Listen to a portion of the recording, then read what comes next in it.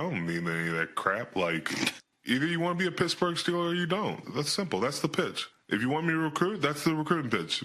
Pittsburgh Steelers, if you want to be part of it, so be it. If you don't, no skin on my back. Slow clap for Cam Heyward. Let's slow clap for Cam Heyward.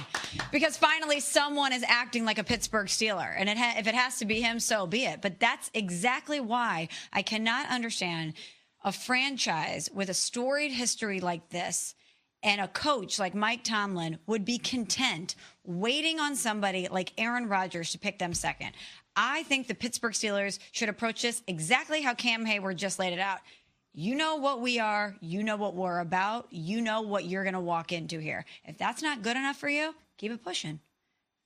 Good luck to you somewhere else. You think you're going to find a better coach or a better franchise or a better situation for you out there? Good luck to you. I wish you well on your journey. That's how they should be acting. They should be operating from a position of power, and they're not, which is mind-blowing to me.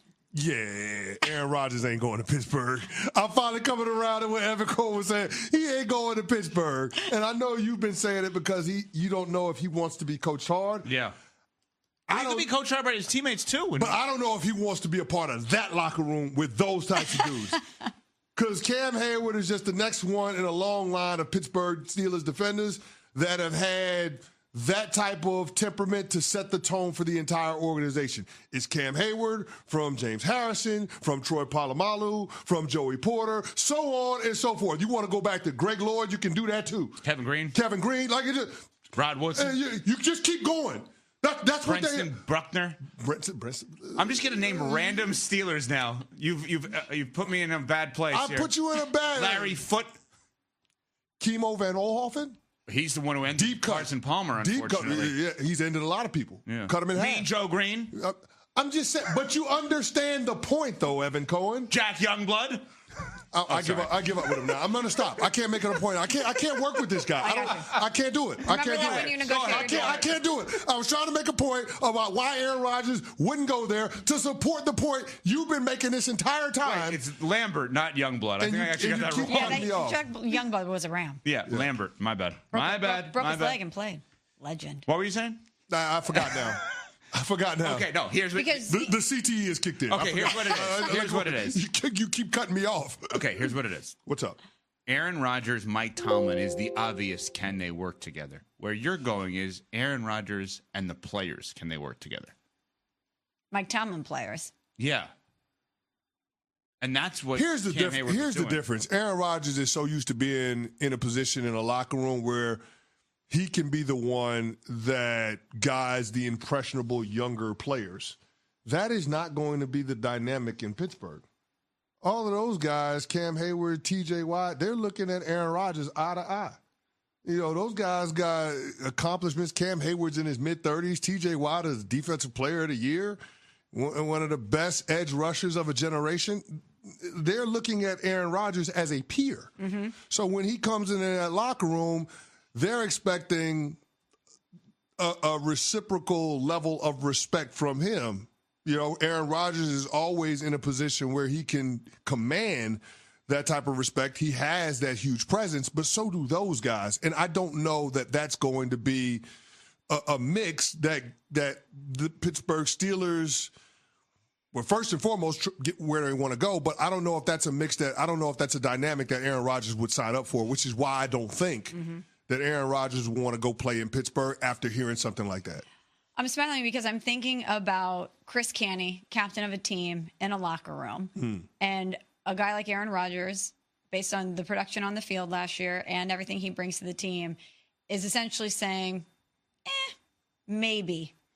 If I can't get this other opportunity, maybe I'll consider you, but you're not my top option. Ooh. How would you take that as a player? Yeah, I'm going to feel away. Exactly. I'm going to feel away. You know, there's a certain level of professional pride that every player has, and you always want to look at your situation favorably. And for someone to tell you, yeah, I don't know about what you guys got going on, especially a proud franchise like the Pittsburgh Steelers with 6 Lombardis in the trophy case, I can understand why players would be off-put by what Aaron Rodgers is doing and how he's handling it. Now, I know this shouldn't be something that these guys take personally in terms of Aaron Rodgers taking the time that he needs to make up his mind about his football future, whether or not he wants to play moving forward, because he is going into his age 41 season, but then also what the next best place is, especially considering what he came out of with the New York Jets. I understand why Rodgers is being deliberate, but based on the track record, based on the history, based on the bags that he left Green Bay with, we all look at this and assign a certain diva-like quality to how Rodgers goes about his business. There's some volatility that comes with it. There's volatility to it. He's a mercurial player. He's the self-proclaimed enigma. So I get why those guys want him to hurry up and make up his mind so their team can move on to the business of putting together their football team for the 2025 season. Very simply, are the Steelers players already sick of Aaron Rodgers? Yes, because he's put – and I'm not blaming Aaron Rodgers for this because I think he's entitled to take his time. No doubt. But he is putting them at a competitive disadvantage. Because there are 30 other teams around the NFL that know who their starting quarterback is going to be, or at least have a firm plan on how to get their starting quarterback, that are moving forward in that direction.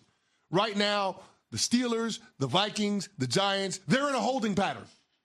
And it's up to Aaron Rodgers to decide when they're coming out of that, seemingly. I get why Cam Heyward would be frustrated by that, because progress is not being made. Even though there aren't any games, even though the offseason program hasn't started, you're behind in terms of planning how you're going to put together your roster because you don't know what you're doing at quarterback. To that point, I watched a video yesterday, I'm sure you guys did as well, but for everyone out there, of Jamar Chase and T. Higgins getting off of a plane back in Cincinnati. They walk in the locker room, and who's there to greet him with a huge hug? Yep. Is their quarterback, Joe Burrow. DK Metcalf gets traded to the Steelers, goes to the locker room. Who's hugging him? Mike Tomlin. He's not throwing him the football. I understand that, but that's you asked who's I know, but when he got there, Mike Tomlin, Darius Slay, and DK Metcalf did a photo shoot. Pretty good hug, Mike Tomlin. It's a pretty good hug. That's a good hug. But to Evan's point, quarterback is a leadership position by nature. And they don't have one there. And they don't have one there. They're waiting on a guy. And they want it to be Aaron Rodgers, but it doesn't feel like he's on the verge of making a decision. And that uncertainty, that gray, nobody wants to live in that space. They're waiting on a guy. And would that guy be in the locker room to greet DK Metcalf?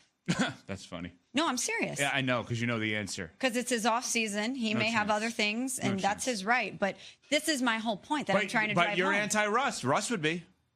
I'm not anti-Russ. I'm saying they're clearly anti-Russ. They're anti-Russ. They have Russ there. What Russ would be.